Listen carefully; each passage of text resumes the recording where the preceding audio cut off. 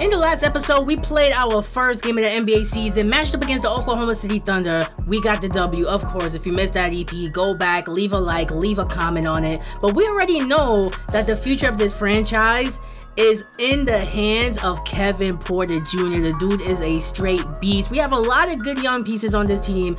And after that first game, I feel like we're going to have a pretty decent season.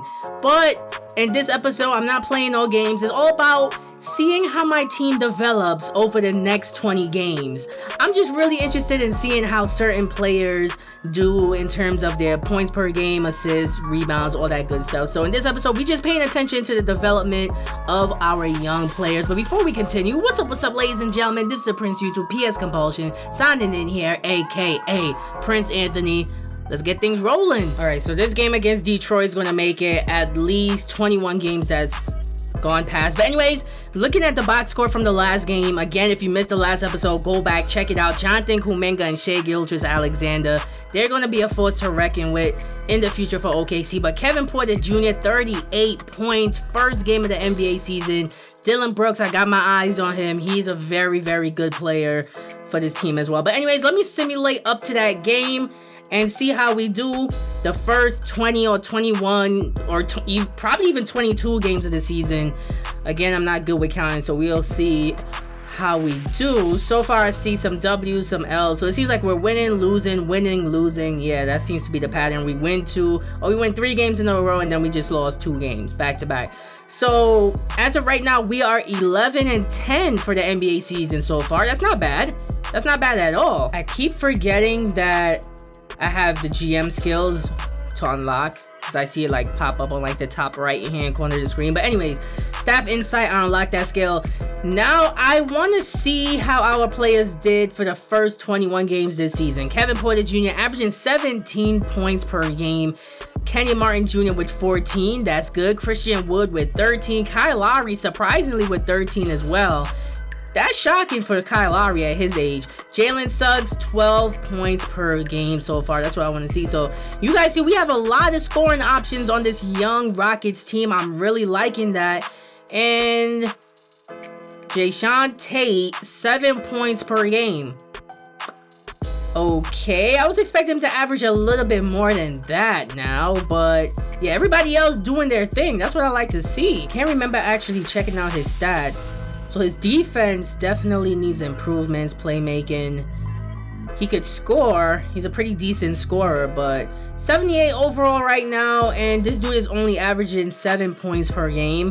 Maybe it's because of all the scoring options. He's not getting a chance to touch the ball as often, but I feel like he should be playing a lot better.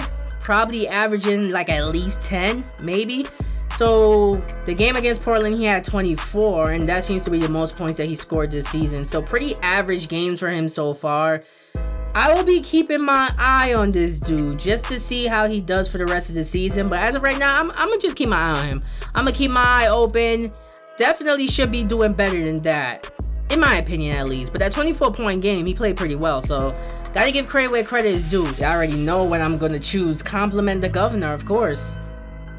Like, I gotta make sure I stay on his good side so he don't fire me. But anyways, Steven Silas wants to talk to me about something. But Kuba wants to talk to me about something. I haven't spoken to him all season. We're on the Houston Rockets team bus.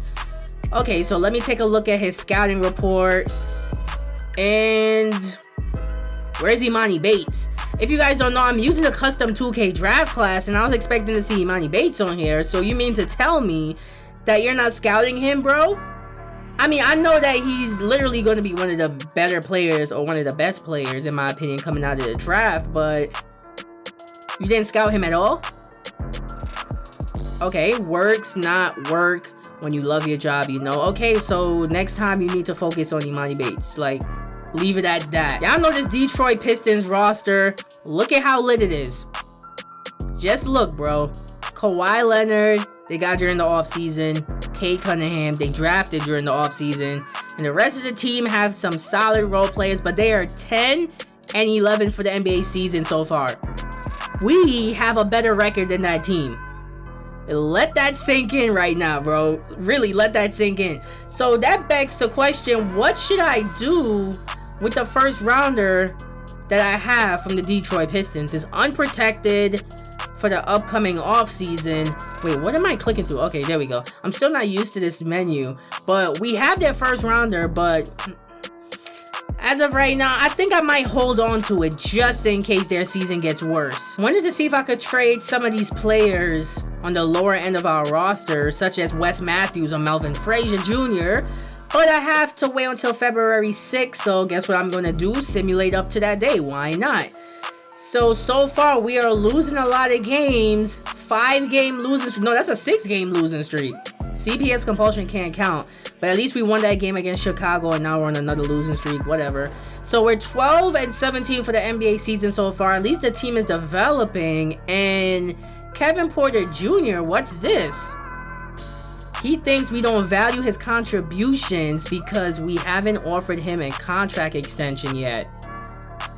He wants to re-sign with us already? I didn't even think this was possible, but maybe it's because we have the bird years. But he is willing to re-sign with us. 22 mil per year, that's what he might ask for. And looking at our salary cap, in all honesty, is really, really good. This season, we have 32 mil, so if we want to get a free agent, we can. Next season, we're projected to have 80 mil. So, if I was to re-sign Kevin Porter Jr. right now, does that mean I automatically accept the team option for next season?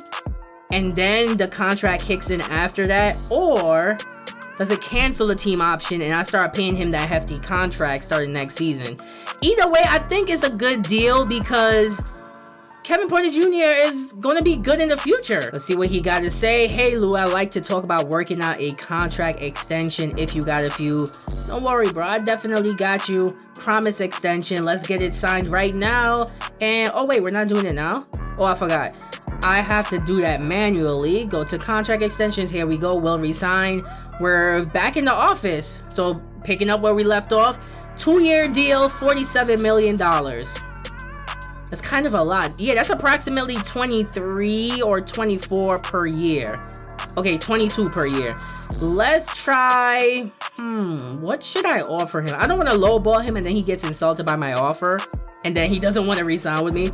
How about 3 years? Because I want to see if I can lock him down for the 3 years. And how about... I'm thinking 60 mil. Let's see if he accepts that. Maybe that's a little bit too high. Oh, he accepted it. Okay. So Kevin Porter Jr. has accepted the offer from the Houston Rockets. We signed him to a multi-year deal. Appreciate you looking out for me, Lou. You definitely know how to take care of your people. I got you, bro. So this actually really works out. So we automatically picked up the team option for next season. This season, he was only making 1.78 mil. Next season, 3.22 mil. And then he's making 18 mil, then 20 mil, then 21 mil. So that works out perfectly, bro. Perfectly. And if push comes to shove and he gets like a season-ending injury and becomes like extremely injury prone or something, this is a contract we could work with. We could definitely trade this contract off our books.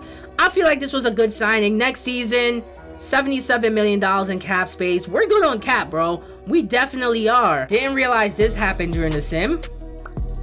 Torn left MCL, not ACL, out for 8 to 10 weeks. Dillon Brooks and Christian Wood, day-to-day injury with the twisted left ankle, but they didn't have to do me like that, bro. Dillon Brooks, torn left MCL. Really? They really had to do him like that. Anyways, ladies and gentlemen, I wanted to trade Wesley Matthews because I wanted to find a new mentor for KPJ, especially because we just signed him on a multi-year deal, and I'm not liking these deals that I'm getting for him. Maybe this deal with OKC, I think this works out. Tell me what you guys think about this, but I feel like I should go for it. J.R. Smith has a lot of badges, way more badges than I would expect, mainly for shooting, mainly for offense, not really many playmaking, but these shooting badges are lit, and in my opinion, they could really benefit somebody like KPJ, and it could take his offense to the next level. All right, I'm doing this deal. Sorry, Wes Matthews, but you barely have any badges to help mentor. KPJ, we're trading you to OKC, getting some second rounders for you. Now it's time for us to sign J.R. Swish. We're bringing him back to the league. bringing him back into the NBA. This was my guy. This is one of my favorite NBA players of all time. I don't know why. It's just something about the Henny guy, bro. Definitely is. Gonna bring him back on a 1-year deal and leave it at that. He accepted the offer. Welcome back to the NBA, bro. Tell me this doesn't work out. Tireless shooter, sniper, and stop and pop, because Kevin Porter Jr. already has that badge, so I have him work on it to try to, bump it up to like silver or whatever. But I feel like this could help take Kevin Porter Jr.'s offense to the next level. Someone like J.R. Swish. Oh man, I'm really liking this mentorship. Tell me what you guys think about this. Like, really. Tell me what you think. Y'all got to tell me what y'all thought about me getting J.R. Smith, though. I had to get my boy back into the NBA. He's going to be mentoring KPJ. I feel like that's a pretty lit mentorship because it helps him work on his offense. KPJ has the potential to, go crazy on the offensive end. Probably the next James Harden on the offensive end. I'm putting that out there. But anyways, if you enjoyed the episode, leave a like. Comment in the comment section below, click on the playlist. You know the drill by now. I'll see you guys in the next episode. This is the Prince of YouTube, signing out.